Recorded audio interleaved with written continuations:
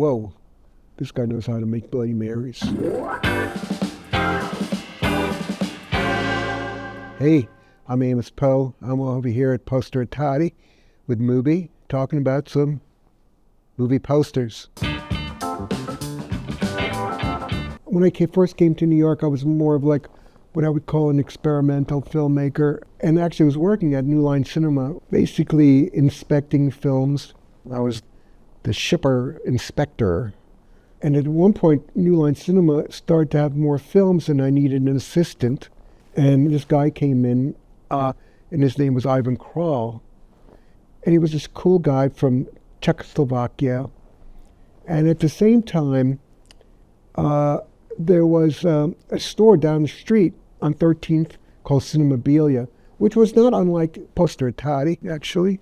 There was a guy who worked there, whose name was Richard Hell. One day he said, you should come down to this bar on the Bowery.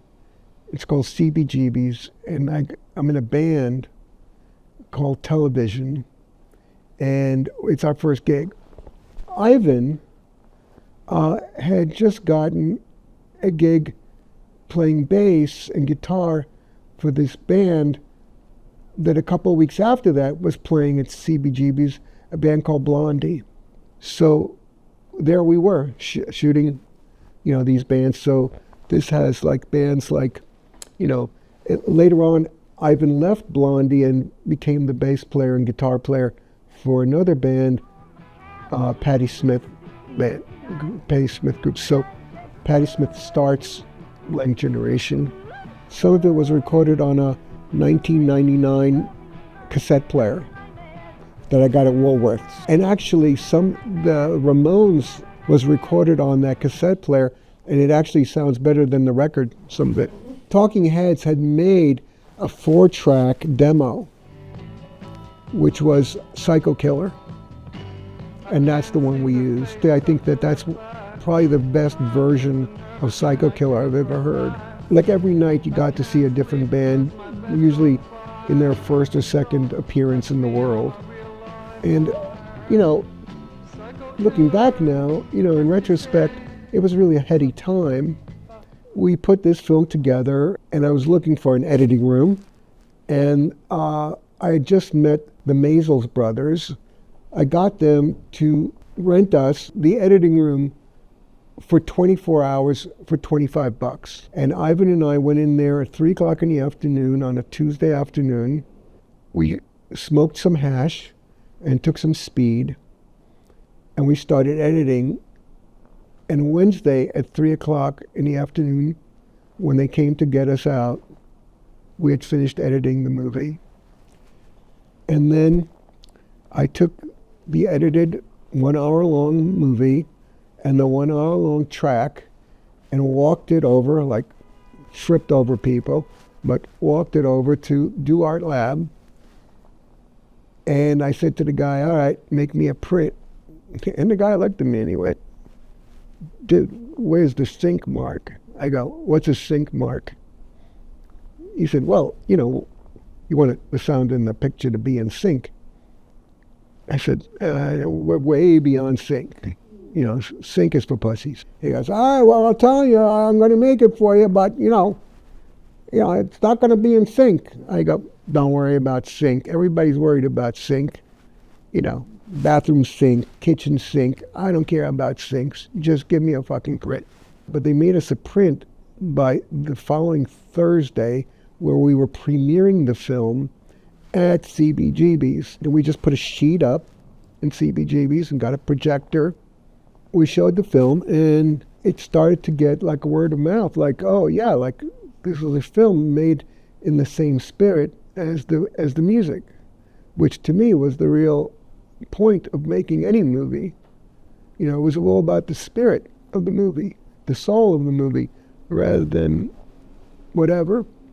So I felt like we had made a successful film. I didn't go to film school. I had no sort of education other than seeing movies. At that time, I became so immersed in the Nouvelle Vague and the French wave of filmmakers from the 50s and 60s And the film that had the most accessibility in that way, the film that was most inspiring was Breathless. I had this idea about a guy who lives in New York in 1976. In his head, he's living in Paris in 1959. There was a magazine at the time called New York Rocker, and the guy who ran it asked me to do an interview with Ivan Krall, my friend. He said, instead of sending a photographer along to take a photo of Ivan, I'm going to send an illustrator who will do a drawing of Ivan. The guy named Duncan Hanna, who reminded me immediately of a cross between Alain Delon and Jean-Pierre Eliel. And then after that interview, I went out with Duncan and I said to him, I'm going to do this film called Unmade Beds, which is inspired by Breathless, and it turned out that Breathless was Duncan's favorite film.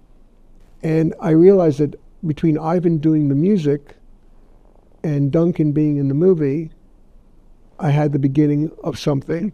Of course, I got my friends into it, so, Debbie Harry, she came in, I just said, can you come in and sing a song and take off your clothes? And she said, I'm in. And the film incorporates ideas from other movies like Blow Up. It's a kind of a collage, really. And for me, that's what editing is, a kind of a collagist idea. So while I'm not a director, I do think of myself sometimes as an editor, because I think film is really made in the editing room. And boy, did this film need to be made in the editing room. We even mixed it on, that film does have a mix, and it is in sync. And we mixed it on 2 Nagras, stereo Nagras. It was, it was like my film school, that film. It was like being in film school, trying to make a film about a guy who's in a different time and different space. And that was me, and that was Duncan also. We were both those guys, out of time, out of space. It is kind of that. I think that it is when young people see it, they kind of get, oh, we could do that shit. This is a poster of the big red one by Sam Fuller. Sam Fuller was always one of my favorite sort of American auteurs, directors. My idea of films was always predicated on that there's 3 kinds of films, like good films, bad films, and films that inspire you to make films. And Sam's films are always kind of like in that 3rd category. So back in around 1983, I was invited to a regional film festival in Italy. So there was this guy, I think his name was Adriano Apra. He invited me. He said, oh yeah, by the way, before he hung up the phone, he said, we're going to fly you out first class, and you're going to be sitting next to Sam Fuller, who's flying on the same flight starting in Los Angeles. And as soon as I got on the plane, the whole plane reeked of cigar smoke. And it was because of Sam, who had this box of cigars, and he was chain smoking Cuban cigars. We start talking, and he has thermoses like this, like a thermos, which was Bloody Marys that he had concocted in LA. And I said to him, Sam, you're in first class here, they give you Bloody Marys, they serve you as many Bloody Marys as you want. And he said, yeah, but not like this. And by the time we end up in Milan, I was wasted. Sam is like normal. He's drank 2 thermosfuls of Bloody Marys, and he's like nothing. And as we get off the plane, we're met by the festival person, and they're saying that, oh, before we drive down to Salsa Maggiore, we have to do a press conference at the airport.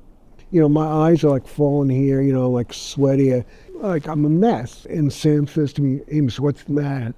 I said, Sam, I'm wasted. I can't be in the press conference. He goes, Amos, don't worry. I'll handle the whole thing. The first journalist asked a question, something about the difference between American movies and European movies. Sam starts, well, let me tell you the difference, all right? Here's what I'm going to tell you. The only thing you have to remember is always bring a gun on the set, all right? That's the most important thing, because people don't do what you tell them. You pull the gun, they'll do it. Let me tell you. And he starts, and for the next hour, he gives the most incredible rap about movies. There was one question, and there was one answer, and that's Sam Fuller. Hey, y'all. Thanks for watching. Thanks for being here with MUBI at Posteritati. Yeah. And see you at the movies.